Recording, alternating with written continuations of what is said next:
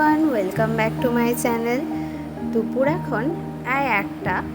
আমরা ধূপগুড়ি ছেড়ে বেরিয়ে পড়ছি কোচবিহারের উদ্দেশ্যে।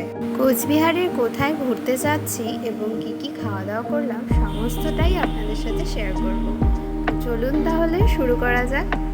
ধূপগুড়ি থেকে কোচবিহার প্রায় 60 কিলোমিটারের মতো, তো সেই জন্য আমরা বাইকে করেই বেরিয়ে পড়েছি। আমরা পুরো 1 ঘন্টায় পৌঁছে গিয়েছিলাম কোচবিহারে। চলে এসেছি রাজার শহরে।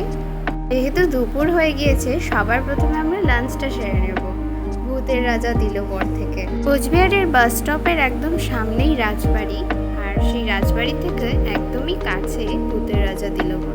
একটি গোপী থালি আর একটি কাতল মহারাজা থালি, দুটো নিয়েছিলাম আমরা, মিক্স করে খেয়েছি।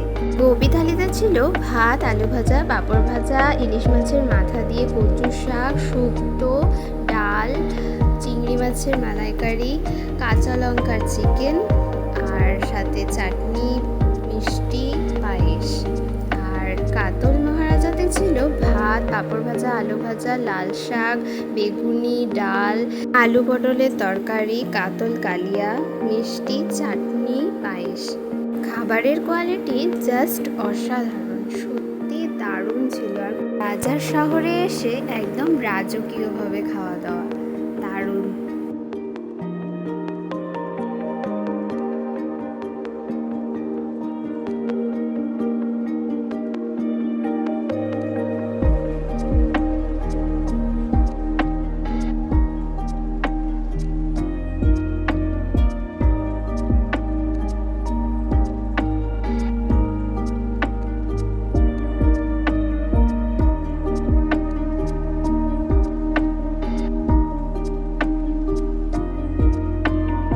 সব শেষে ছিল এই মিষ্টি পান, যেটা আরও ব্যাপারটা জমে গিয়েছিল। এরপর রাজবাড়ির পার্কিংয়ে গাড়ি রেখে আমরা চলে গেলাম টিকিট কাউন্টারে। 25 টাকা করে পার হেড। শুধুমাত্র শুক্রবার বাদে প্রতিদিনই সকাল 10টা থেকে 5টা অবধি মিউজিয়াম খোলা থাকে। মিউজিয়ামের ভেতরে ফোন অ্যালাউ ছিল না, যার কারণে ভেতরটা আপনাদের দেখাতে পারলাম না। লন্ডনের ওয়াকিংহাম প্যালেসের আদলে এই রাজবাড়িটি নির্মাণ করতে গিয়ে রাজা দীপেন্দ্র নারায়ণকে বহু অর্থ ব্যয় করতে হয়েছিল। মূলত সেই সময়ের বিখ্যাত architect company Martin and burn এই সুন্দর রাজবাড়িটি তৈরি করেন। এই হলো মিউজিয়ামে প্রবেশদ্বার।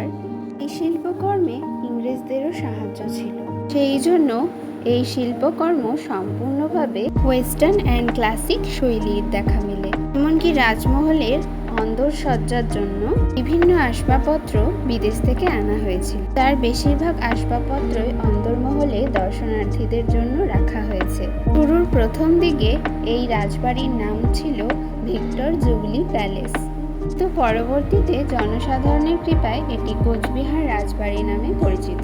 রাজবাড়ির সামনের অংশটি সুন্দর বাগান হিসাবে তৈরি করা হয়েছে। এখানে খুব সুন্দর সুন্দর ফুলের গাছ রয়েছে। কিছুক্ষণ সময় কাটানোর পর আমরা বেরিয়ে পড়লাম বাড়ির উদ্দেশ্যে। যা একটু আগে খেয়ে আসলাম, এই গরম আর এই আটা দিতেই সব শেষ, আবার হজম হয়ে গেছে। আবার একবার না ওর কাজই হলো সারাক্ষণ আমার পেছনে লাগা। রাজবাড়ির সামনে এরকম অনেক দোকান রয়েছে। কাজের ফাঁকে হঠাৎ ছুটির দিনে এরকম ছোট মোটো একদিনের ট্যুর হলে কিন্তু মন্দ হয় না। আমাদের দিনটা তো খুব ভালো কাটলো। আপনাদের ভিডিওটা কেমন লাগলো কমেন্টসে জানাবেন। ভালো লাগলে একটি লাইক করে দেবেন।